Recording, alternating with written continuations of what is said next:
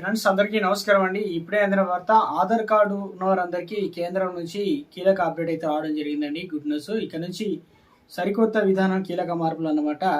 So ఆ వివరాలు ఏంటనేది కూడా వీడియోలో తెలుసుకునే ప్రయత్నం అయితే చేద్దామండి. వీడియోని చివరి వరకు చూడండి, అర్థమవుతుంది. మొదటిసారి ఛానల్ వస్తే తప్పకుండా సబ్స్క్రైబ్ చేసుకోండి. చూస్తున్నారు కానీ లైక్ చేయడం మర్చిపోతున్నారండి, వెంటనే లైక్ చేయండి. ఇక ఆధార్ కార్డుకు సంబంధించి యూజర్లకు సంబంధించి బిగ్ అప్డేట్ అయితే వచ్చిందనమాట. ఇక నుంచి ఆధార్ కార్డులో మార్పులు చేర్పులకు సంబంధించి ఇక ఏదైతే ఉందో సెంటర్లకు వెళ్లకుండా కీలకంగా వెసులుబాటు అయితే ఇచ్చారనమాట. ఏం చేస్తున్నారు ఏందని చూద్దామండి.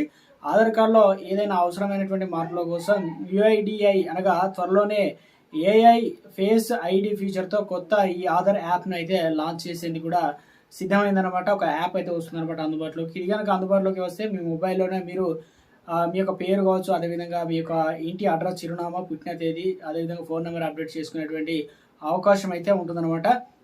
ప్రస్తుతం ఇక ఆధార్లో మార్పుల కోసం యూజర్ల వివరాలు అప్డేట్ చేయాలంటే ఖచ్చితంగా ఆధార్ సంబంధించిన నమోదు కేంద్రాలకు అయితే వెళ్లాల్సి అయితే వస్తుంది. సెంటర్ల వద్ద క్యూలో నిలబడాల్సి వస్తుంది.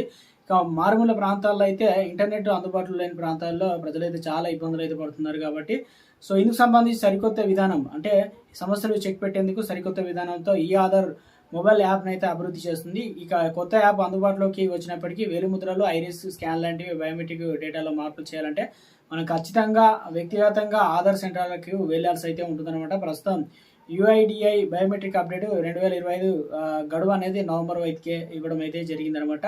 సో ఇక ఎలాంటి సమస్యలు రాకుండా ఉండేందుకు కూడా ముఖ్యంగా ఏఐ ఫేస్ ఐడి సంబంధించి ఫీచర్ని కొత్త ఆధార్ యాప్ని అయితే తీసుకొని వస్తుందన్నమాట. ఇక దీని ద్వారా ఆధార్ వివరాలు అప్డేట్ ప్రక్రియ చాలా వేగవంతంగా అవుతుందని చెప్పేసి సురక్షితంగా ఉంటుంది. సో ఇక ప్రస్తుతం ఆధార్ సంబంధించినటువంటి అప్డేట్ చేయాలనుకుంటే పాస్వర్డ్, ఓటీపీ ఎంటర్ చేయాల్సి అయితే వస్తుంది కాబట్టి, కానీ కొత్త యాప్లో అందుబాటులోకి వస్తే కనుక ఫేస్ ఐడి నేరుగా లాగిన్ అవ్వచ్చు, వివరాలు అప్డేట్ చేయవచ్చు. కనుక యూజర్లకు వ్యక్తిగత ఏదైతే వివరాలు ఏదైతే మరి చోరీలకు అవకాశాలు తగ్గుతుంది కాబట్టి కొత్త యాప్ వచ్చిన తర్వాత ఆటోమేటిక్గా వెరిఫికేషన్ సంబంధించి పూర్తి అయిపోతుంది. యూజర్ తన చిరునామాని కూడా వివరాలను సమర్పిస్తే సరిపోతుంది అనమాట. ఇది ఒక గుడ్ న్యూస్ అని చెప్పుకోవచ్చు అనమాట.